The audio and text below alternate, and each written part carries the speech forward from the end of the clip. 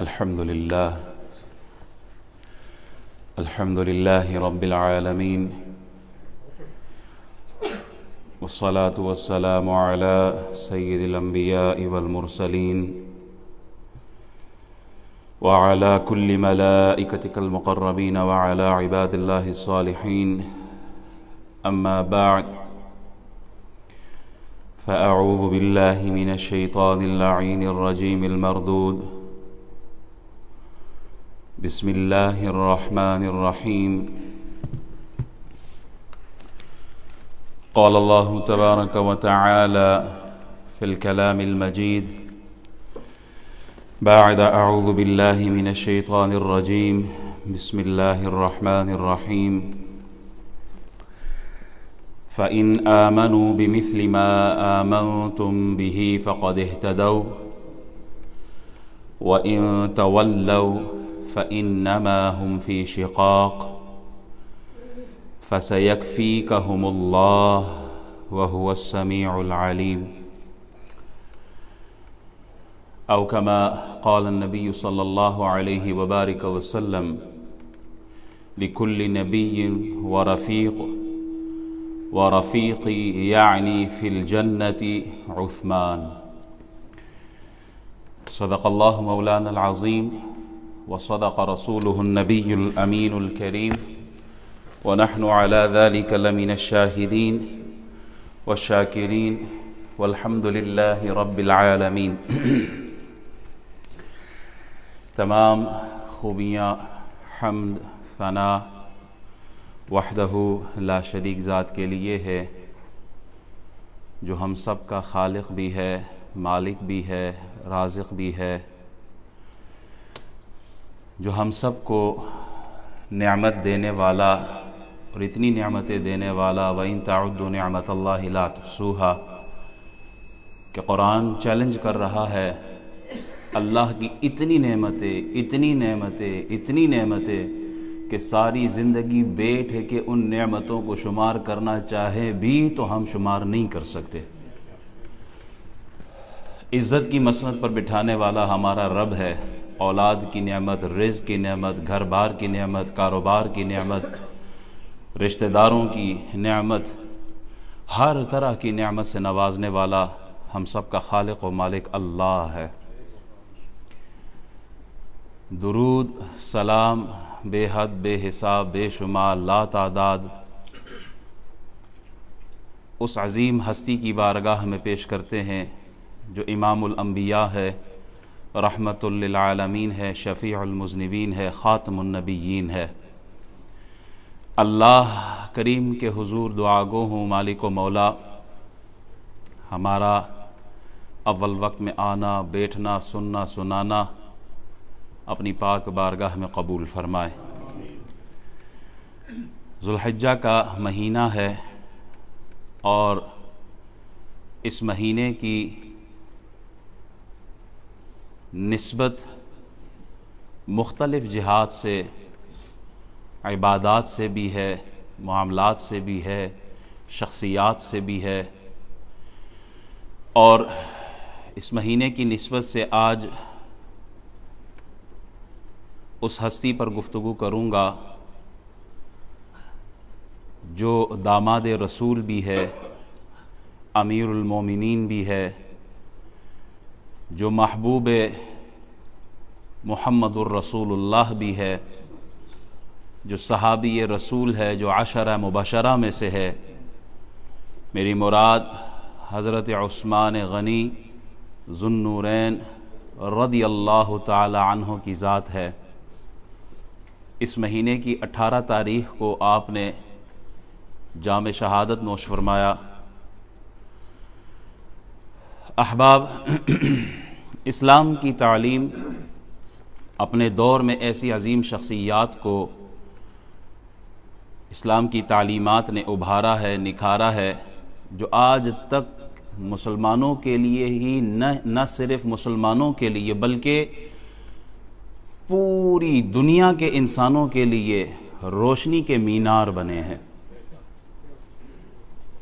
ابو بکر الصدیق رضی اللہ تعالیٰ عنہ کی صداقت، حضرت عمر بن خطاب رضی اللہ تعالیٰ عنہ کی عدالت، عثمان غنی رضی اللہ تعالیٰ عنہ کی سخاوت اور حیا، حضرت مولا علی رضی اللہ تعالیٰ عنہ کی شجاعت اور علم، حضرت خدیجۃ الکبریٰ رضی اللہ تعالیٰ عنہا کا خلوص، حضرت عائشہ صدیقہ رضی اللہ تعالیٰ عنہا کا ایثار، حضرت امیر معاویہ رضی اللہ تعالیٰ عنہ کی فراست، حضرت امام حسین رضی اللہ تعالیٰ عنہ کی استقامت، حضرت عمر بن عبدالعزیز رضی اللہ تعالیٰ عنہ کی ان کا تقوی، حضرت بلال حبشی رضی اللہ تعالیٰ عنہ کی وفا اور غلامی، یہ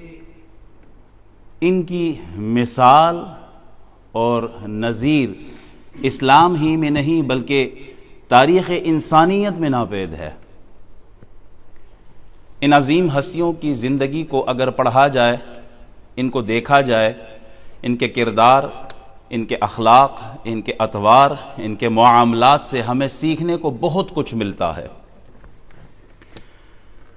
رسول اللہ صلی اللہ علیہ وبارک وسلم کے تمام صحابہ عموماً اور خلفائے راشدین خصوصاً انسانی عظمتوں کے وہ مینارہ نور ہے جن سے قیامت تک کے آنے والی نسلیں رشد و ہدایت حاصل کرتی ہے۔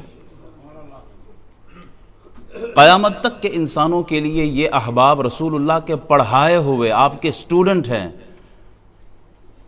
امت کے لیے رول ماڈل ہے۔ اہدنا الصراط المستقیم صراط الذین انعمت علیہم، یہ انعمت علیہم کی جو تفسیر خود قرآن کرتا ہے، انعم اللہ علیہم من النبیین والصدیقین والشہداء والصالحین، یہ وہی صالحین صحابہ کی جماعت ہے کہ ان کے راستے پر چل کر ہی یہ امت منزل تک پہنچ سکتی ہے۔ ان کی تعلیمات، ان کی سیرت، ان کی صورت، ان کے کردار و اخلاق و اطوار، ان کے معاملات، ان کا پڑھانا، ان کی تعلیمات ہی امت کے لیے رشد و ہدایت کے مینار ہے۔ یوں تو سارے صحابہ میرے مصطفیٰ کے آسمان ہدایت کے یہ ستارے ہیں، اصحابک النجوم وبأیہم اقتدیتم اقتدیتم، تم جس کی پیروی کرو گے تو منزل پر پہنچ جاؤ گے۔ سارے صحابہ میرے مصطفیٰ کے یہ پڑھائے ہوئے ہیں اور ان کی تعلیمات کو اپنا کر امت کامیابی کے راہ پر چل سکتے ہیں۔ اور اس صحابہ کی جماعت میں ایک خاص ممتاز روشن چمکتا ستارہ حضرت عثمان بن عفان ذو النورین رضی اللہ تعالیٰ عنہ کی ذات ہے۔ عثمان ایسے حیا والے کہ ان سے فرشتے بھی حیا کرتے ہیں، فیاض اور جواد اور سخی ایسے کہ حضور علیہ السلام نے ان کی سخاوت اور فیاضی پر امن اور جنت کی بشارتیں عطا فرمائی ہے۔ خوش نصیب ایسے کہ زبان رسالت سے شہادت اور شہادت کے بعد جنت کی بشارت میرے مصطفیٰ نے عطا فرمائی ہے۔ اللہ کے نبی محمد الرسول اللہ کے شہر مدینہ منورہ میں خون ریزی نہ ہو، خون کا قطرہ نہ گرے، جنگ نہ ہو، اپنی جان پیش کر دی ہے، لیکن میرے مصطفیٰ کے شہر مدینہ رسول کی بے ادبی نہیں ہونے دی ہے۔ یہ وہ عثمان ہے۔ اعلان نبوت ہوتا ہے اور 3 افراد اس وقت غالباً ایمان لاتے ہیں، تو اپنی خالہ کے گھر جاتے ہیں، سعدہ بنت قریظ، اور وہاں رسول اللہ صلی اللہ علیہ وسلم کے حوالے سے گفتگو چھڑ جاتی ہے۔ تو ان کی خالہ ان سے کہتی ہے کہ ہاں، وہ جو پیغام لے کر آئے ہیں وہ پیغام صحیح ہے، ان کی باتوں میں وزن ہے، وہ جو فرماتے ہیں وہ بات ٹھیک کہتے ہیں۔ میرے مصطفیٰ نے اگر لوگوں کے دلوں کو جیتا ہے تو اپنی میٹھی زبان سے جیتا ہے۔ تلوار کی زور پر تو ظالم حکمران بھی بات منوا لیتے ہیں، لیکن اصل بات وہ ہے جو یہاں سے ہو، جو دل کو بدل دے۔ تو میرے مصطفیٰ نے سروں پر ہی نہیں بلکہ دلوں پر حکومت کی ہے۔ خالہ کہتی ہے وہ جو کہتے ہیں وہ حق اور سچ کہتے ہیں، ان کی باتیں روشن ہے سورج کی روشنی کی طرح۔ حضرت عثمان غنی خالہ کے ساتھ گفتگو سن کے باہر نکلتے ہیں، تھوڑے سے فکر مند ہوتے ہیں، ابو بکر دوست ہوتے ہیں۔ عثمان کیا معاملہ ہے؟ کو فکر مند لگتے ہو. پھر وہی ساری باتیں بتائیں جو خالہ کے ساتھ کی تھی. تو ابو بکر رضی اللہ تعالیٰ عنہ آپ چونکہ ایمان لے آئے تھے، اسلام قبول کر لیا تھا، پھر آپ نے دعوت دی حضرت عثمان غنی کو، اور آپ نے فرمایا یہ قوم جو ہے جو اپنے ہاتھوں سے بتوں کو تراشتے ہیں، اپنے ہاتھوں سے بناتے ہیں، پھر خود ہی ان کی پوجا کرتے ہیں، کیا یہ دیکھ سکتے ہیں؟ کیا یہ بول سکتے ہیں؟ کیا یہ سن سکتے ہیں؟ کیا یہ نفع کے مالک؟ کیا یہ نقصان دے سکتے ہیں؟ کسی چیز کا اختیار نہیں ہے. عثمان تم کیا کہتے ہو؟ حضرت عثمان کے دل پہ تو چوٹ ویسے ہی لگی تھی. کہا بات حق ہے اور سچ ہے. کہا چلے نہیں حضور کی بارگاہ میں. رسول اللہ صلی اللہ علیہ وسلم کی مجلس میں آئے، وہاں باقی صحابہ، حضرت علی بیٹھے ہوئے تھے. رسول اللہ صلی اللہ علیہ وسلم نے دعوت دی.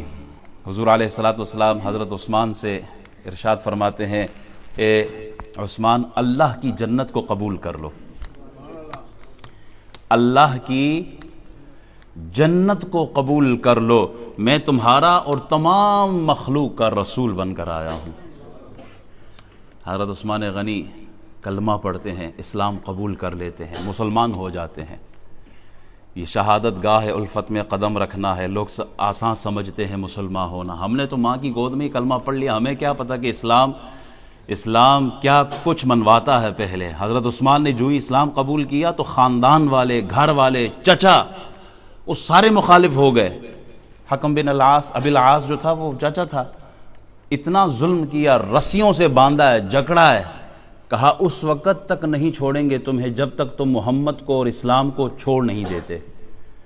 آگے سے عثمان غنی جن کے دل میں کلمہ محمد الرسول اللہ کی وسادت سے گیا ہے، کلمے کا نور جن کے سینے میں ہو، آگے سے انہوں نے جواب دیا، اللہ کی عزت کی قسم بدن کے ٹکڑے ٹکڑے کر دو پھر بھی اسلام کا دامن نہیں جانے دوں گا. یہ تو 14ویں صدی کا مسلمان ہے جو گرین کارڈ کے لیے اور نیشنلٹی کے لیے خود کو قادیانی لکھوانا پڑے تو قادیانی بھی لکھ دیتا ہے، عیسائی لکھوانا پڑے تو عیسائی بھی لکھ دیتا ہے. یہ تو آج کے دور کے زر خرید غلام، ان کو کلمے کی حیثیت کا کیا پتہ، ان کو نماز کا، قرآن کا کیا پتہ. ان کی نظر تو دنیا پر ہے، روپے کی خاطر، پاؤنڈ کی خاطر سب کچھ بیچنے پہ تیار ہو جاتے ہیں. عثمان غنی نے اسلام کا دامن نہیں چھوڑا، چاہے جتنی بھی سختیاں آئیں. تو بالآخر گھر والوں نے ہی چھوڑ دیا. آپ کو ذو النورین کہا جاتا ہے.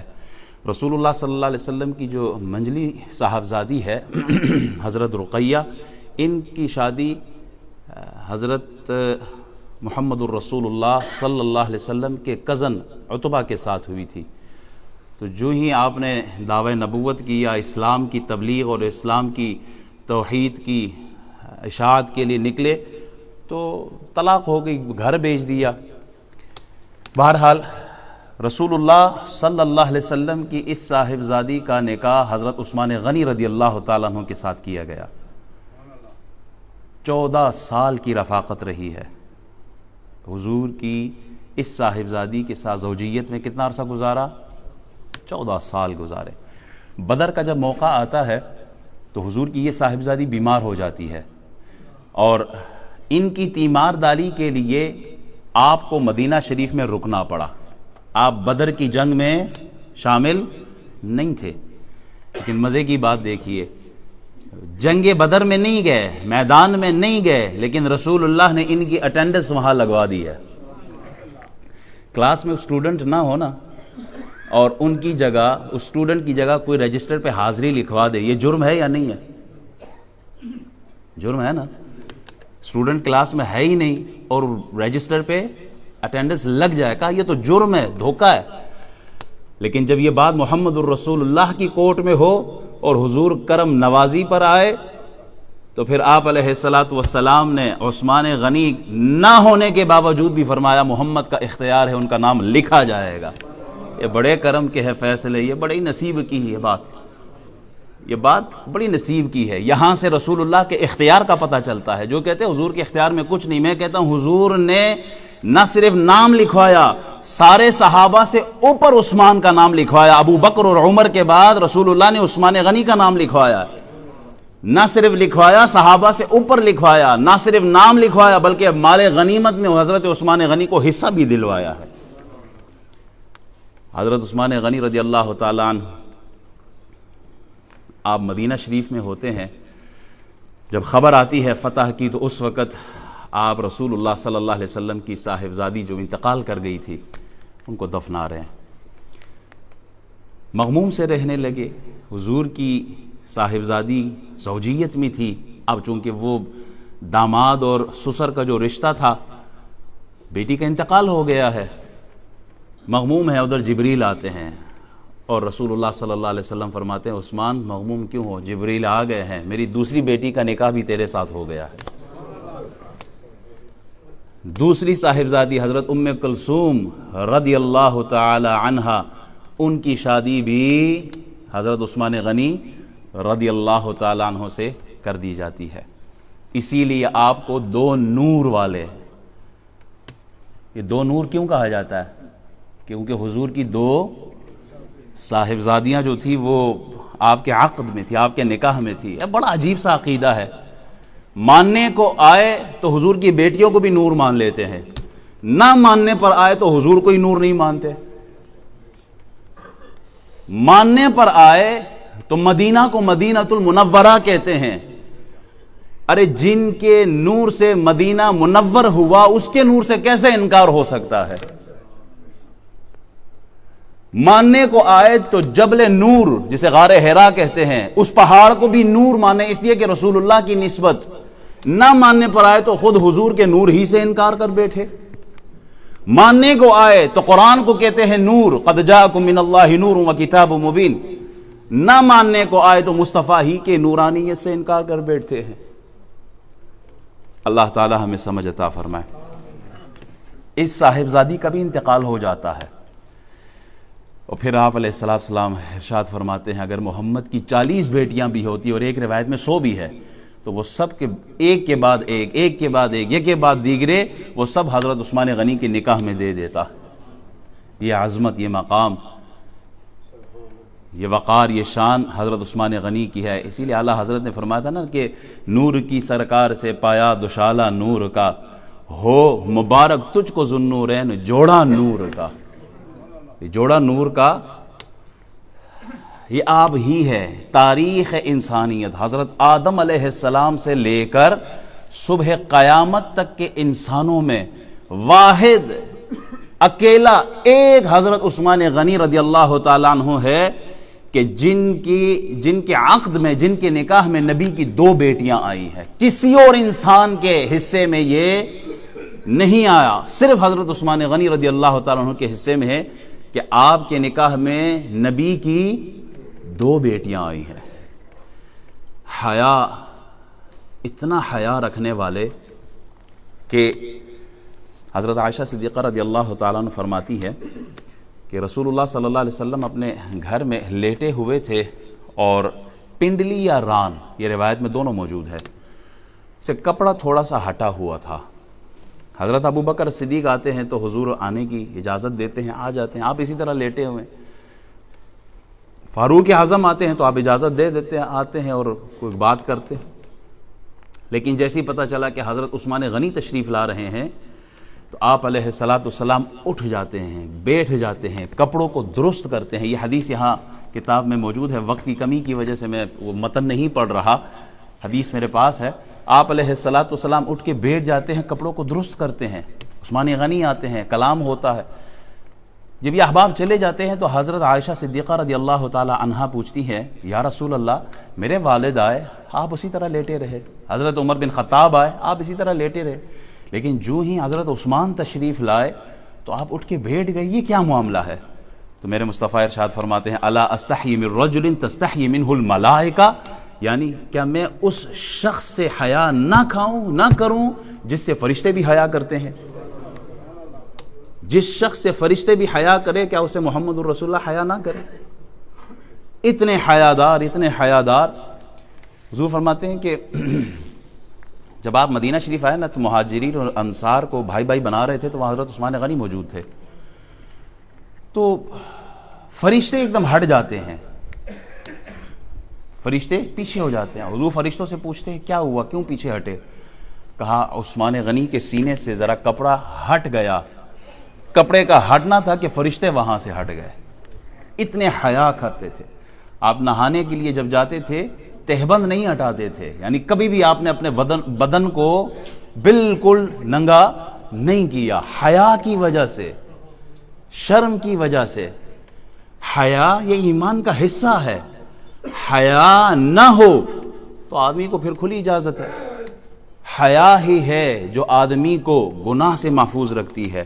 مال، عہدہ، منصب یا دولت یا آزاد خیالی کی جو تعلیم ہے ذہن میں آئے نا، تو سب سے پہلے جو چیز کم ہوتی ہے وہ حیا ہوتی ہے۔ پہلے ٹھیک ٹھاک برقعے میں ہوتے تھے، ٹھیک ٹھاک لباس میں ہوتے تھے، جو ہی مال ہاتھ میں آیا تو جو چیز سب سے پہلے کم ہوئی وہ لباس ہے، لباس کم ہونا شروع ہو گیا۔ آج جو جتنا چھوٹا لباس پہنتا ہے اتنا زیادہ اس کو ماڈرن کہا جاتا ہے۔ یہ ماڈرنائز ہو گئے ہیں، کیوں جی؟ لباس انہوں نے کم کر دیا ہے۔ لباس کا کم ہونا یہ جدت کی نشانی ہے، لباس کا کم ہونا یہ تو جانور ننگے پھر رہے ہوتے ہیں، جانور ننگے پھر رہے ہوتے ہیں۔ تو لباس، حیا انسان کو باوقار بناتی ہے۔ حضور سید عالم صلی اللہ علیہ وسلم موجود ہیں تو آپ کی گھر والی آپ کے ساتھ ہے، ایک نابینا صحابی تشریف لاتے ہیں تو حضور فرماتے ہیں، پردے کی طرف اشارہ کیا تو گھر والیوں نے کہا کہ وہ تو نابینا ہے۔ حضور علیہ السلام نے فرمایا وہ نابینا ہے تم۔ یہ تعلیم امت کے لیے ہے۔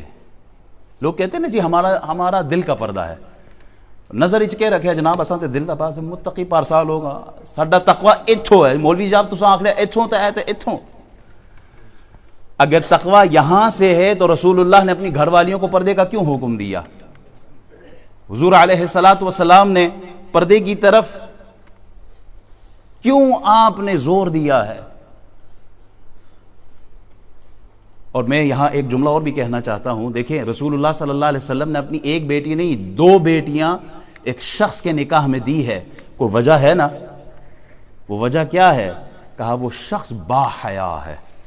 اور بیٹی کے رشتے دیتے وقت مال و دولت نہ دیکھا کریں کہ اگلے کے پاس مال کتنا ہے، اس کے پاس دولت کتنی ہے، اس کے پاس شہرت کتنی ہے، وہ کسی خاص عہدے پر ہے، کسی منصب پر ہے، وہ دولت کی فیکٹریاں اس کے پاس ہے، بینک بیلنس ٹھیک ٹھاک، گاڑیاں، بنگلہ، کوٹھیاں بہت ہے، اس لیے بیٹی کا رشتہ ادھر ہی دے دو۔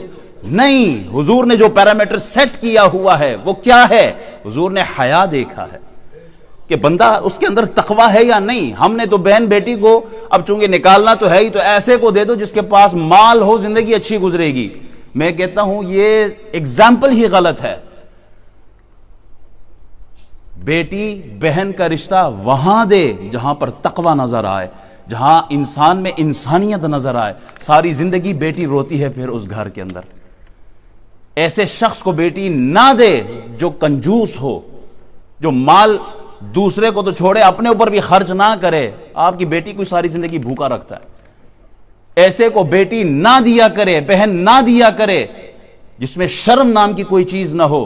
ساری زندگی وہ لوگ روتے ہیں، جوا کھیلتا تھا تو بیٹی کو بھی ہار دیا۔ کئی ایسے کیسز ہوتے ہیں کہ گیمبلنگ میں اس حد تک، جوے میں اس حد تک نکل جاتے ہیں کہ پھر نہ وہ گھر کی چیزوں کا خیال رکھتے ہیں، نہ اپنی عزت کا خیال رکھتے ہیں۔ تو حضور علیہ السلام نے اپنی بیٹی کس کو دی ہے؟ اس شخص کو دی ہے جو حیا کا پیکر تھا، جس میں تقوی کا نور تھا، جو رات کو سجدہ کرنے والا تھا، دن کو روزہ رکھنے والا تھا، جو مسجد کا امام بھی تھا، جو دن کا غازی بھی تھا، میدان میں کھڑا ہونے والا بھی تھا، راہ خدا میں خرچ کرنے والا بھی تھا۔ ایسے کو اپنی بہن بیٹی کا رشتہ دیا کرے کہ کل جب وہ اس گھر میں جائے تو آپ کے لیے بد دعا نہ نکلے بلکہ آپ کے حق میں وہ دعا کرتی رہے۔ ایسے انسان کو بیٹی دیں کہ جس کے اندر سخاوت کا مادہ ہو، سخی ہو وہ انسان۔ سخت جنگ کا موقع آیا، غزوہ تبوک جسے کہتے ہیں، جیش العسرہ جس کو کہتے ہیں، تنگی کا وقت ہے، سخت گرمی ہے، ناداری ہے، بے سر و سامانی ہے، ہاتھ میں کچھ بھی نہیں، اور جنگ لڑنے جا رہے ہیں۔ عظیم جنگ کی طرف قدم بڑھایا۔ یہ رسول اللہ صلی اللہ علیہ وسلم کا آخری غزوہ ہے، اس کے بعد آپ کسی غزوے میں شریک نہیں ہوئے۔ 9 ہجری کو یہ غزوہ ہوا۔ یہ غزوہ تبوک کے میدان، مدینہ شریف اور خیبر کے درمیان جو فاصلہ ہے وہ 160 میل ہے، 160 مائلز۔ پھر خیبر سے تبوک تک کا جو راستہ ہے وہ 500 میل ہے. تو مدینہ شریف سے لے کر تبوک تک 660 میل کا سفر ہے. کتنا؟ 660 میل کا سفر ہے. ہاتھوں میں کچھ بھی نہیں ہے. رسول اللہ صلی اللہ علیہ وبارک وسلم آپ کی ذات پہ قربان جائے، اتنا بڑا لشکر ہے. دیکھیں غزوہ بدر میں کتنے لشکر اسلام کتنا تھا؟ 313. احد میں 700. حدیبیہ کے مقام پر 1500. فتح مکہ کے دن 10,000. حنین میں 12,000. اور تبوک میں 70,000 تک کا سفر ہے. کتنے لشکر میں موجود؟ 40 سے 70,000 کا درمیان لکھا گیا. اتنا بڑا قافلہ. ان کا اہتمام سامان کا کہاں سے آئے؟ حضور نے چندے کی درخواست. صحابہ اسلام کے لیے چندے کی ضرورت ہے، مال کی ضرورت ہے. عثمان غنی کھڑے ہو جاتے ہیں، یا رسول اللہ 100 اونٹ با سامان کے سب عثمان غنی پیش کرے گا. حضور نے پھر کھڑے ہو کے کہا سامان کی ضرورت ہے. عثمان غنی پھر کھڑے ہو جاتے ہیں، یا رسول اللہ 200 اونٹ مزید سامان کے سب کچھ عثمان غنی پیش کرے گا. حضور پھر فرماتے ہیں سامان کی ضرورت. عثمان غنی پھر کھڑے ہوتے ہیں، یا رسول اللہ 300 اونٹ مزید عطا کراؤ. 300 اونٹ مزید پیش کرتا ہوں اسلام کے لیے. 1000 اشرفیاں پیش کرتا ہوں. اور جب دینے کا وقت آیا تو تاریخ شاہد ہے، دیتے وقت حضرت عثمان غنی نے 950 اونٹ، 50 گھوڑے، 10,000 اشرفیاں رسول اللہ کی بارگاہ میں پیش فرما دی. اور حضور علیہ السلام ان اشرفیوں کو اٹھاتے اور کہتے آج کے بعد عثمان جو کرے اسے کوئی نقصان نہیں پہنچ سکتا. یہ ہے سخاوت کا عالم. یہ ہے سخاوت کا عالم. مدینہ منورہ تشریف لاتے ہیں نا تو ایک کنواں ہے، اس کا پانی میٹھا ہے، باقی کڑوا. مختصر کر کے واقعہ میں بالکل وقت کی کمی کی وجہ سے مختصر کر رہا ہوں. حضور نے فرمایا کون لے کے دے گا یہ کنواں؟ حضرت عثمان غنی میدان میں کھڑے ہوتے ہیں. 12,000 کا وہ آدھا کنواں لے لیا. ایک دن مسلمان پانی بھریں گے، ایک دن یہودی بیچتا تھا. اچھا مسلمان ایک ہی دن میں 2 دن کا پانی لے جاتے تھے، تو وہ بیٹھا رہتا تھا، کوئی آتا ہی نہیں تھا پانی لینے. پھر وہ جو باقی کا تھا وہ بھی حضرت عثمان غنی نے اس یہودی سے 8,000 درہم میں وہ بھی لے لیا. اور وہ سارا کا سارا مال اسلام کی خاطر مسلمانوں کے لیے، اللہ اور اس کے رسول کی خوشنودی کے لیے حضرت عثمان غنی نے وقف کر دیا. حضرت اسماعیل حقی فرماتے ہیں کہ مدینہ شریف میں ایک منافق کے گھر درخت تھا، وہ جھکا ہوا تھا دوسرے انصاری کے گھر کی طرف. تو وہاں وہ پھل گرتے تھے تو وہ صحابی بڑے پریشان ہوتے تھے، کیونکہ دوسرے کا مال ہے، دوسرے کے درخت، اس کے میوے، اس کے پھل ان کے گھر میں آ رہے ہیں. یہ تو آج کا ماحول ہے نا. ہم خوش ہوتے ہیں ہمارا بچہ جب کہیں سے مال لاتا ہے نا، ہم پوچھتے نہیں ہے بیٹا یہ مال کہاں سے لے کے؟ ابا ٹھیک ہے گاڑی آ گئی، اللہ کا شکر ہے بیٹے نے کما کے دیا ہے. اور ڈرگ سے کمایا ہے، چوری سے کمایا ہے، کرپشن سے کمایا. پوچھو تو صحیح نا مولوی صاحب، ایسی لوڑ کوئی نہیں ہے. اے پوچھنے پہ آ گئے تو پھر تو اپنا ہی کباڑا ہو جائے گا. صحابی نہ صحابی کہتے تھے ایک کھجور کا دانہ میرے بچے کے حلق میں نہ اترے وہ کسی اور کا مال ہو. حضور نے فرمایا جنت میں درخت کے بدلے یہ درخت دے دو. کہا نہیں دینا. حضرت عثمان غنی کو پتہ چلا پورا باغ. کہا ایک درخت دے دو، یہ پورا باغ لے لو مجھ سے. اس ایک درخت کے بدلے عثمان غنی نے پورا باغ دے دیا اور بدلے میں اللہ کے نبی سے جنت کا درخت لیا ہے. یہ ہے وہ احباب کہ جن کے لیے قرآن کہتا ہے فَإِنْ آمَنُوا بِمِثْلِ مَا آمَنْتُمْ بِهِ فَقَدْ اهْتَدَوْا. پھر اگر وہ بھی یوں ہی ایمان لائے جیسا تم لائے، یعنی صحابہ کرام جیسا ایمان لائے، تو وہ ہدایت پا گئے. اور اگر منہ پھیرے تو وہ نری ضد میں ہیں. تو اے محبوب عن قریب اللہ ان کی طرف سے تمہیں کفایت کرے گا اور وہی سنتا جاتا ہے. ہر جمعے کو ایک غلام آزاد کرتے تھے، ہر جمعے کو ایک غلام آزاد کر دے. اس روایت کے مطابق 2,400 غلام صرف حضرت عثمان غنی نے آزاد کیے ہیں. حضور کو اپنے گھر میں دعوت دی تو حضور کے پیچھے پیچھے چل رہے ہیں. حضور قدم اٹھاتے ہیں تو عثمان غنی گنتے جا رہے ہیں. حضور کے گھر سے لے کر اپنے گھر تک، ایک روایت میں مسجد ہے، مسجد سے لے کر حضرت عثمان غنی کے گھر تک جتنے قدم رسول اللہ نے اٹھائے، ہر قدم کے بدلے عثمان غنی نے ایک غلام کو آزاد کیا ہے. مسجد نبوی کی توسیع کرنی ہے تو حضرت عثمان غنی کا مال استعمال ہوتا ہے. احباب اگر اللہ کے راستے میں مال دیتے ہیں نا تو مال کم نہیں ہوتا. اللہ کے راستے میں مال دیتے ہیں تو مال کم نہیں ہوتا۔ حضرت عثمان غنی آتے ہیں، یا رسول اللہ دعا کرے میرا مال کم ہو جائے، کیونکہ اللہ کی عبادت میں خلل پڑ رہی ہے۔ حضور ہاتھ اٹھانے کا ارادہ ہی کرتے ہیں، جبریل آ جاتے ہیں، یا رسول اللہ اللہ کی طرف سے پیغام ہے، ہاتھ نہ اٹھائیے گا، دعا نہ کیجیے گا کہ مال کم ہو جائے۔ کیوں؟ عثمان غنی میرے راستے میں مال دیتا ہے، میں بدلے میں اور اضافہ کر دیتا ہوں۔ یہ ہے مال دینے کی برکتیں۔ حضور فرماتے ہیں، قسم اٹھاتے ہیں صدقہ دینے سے مال کم نہیں ہوتا۔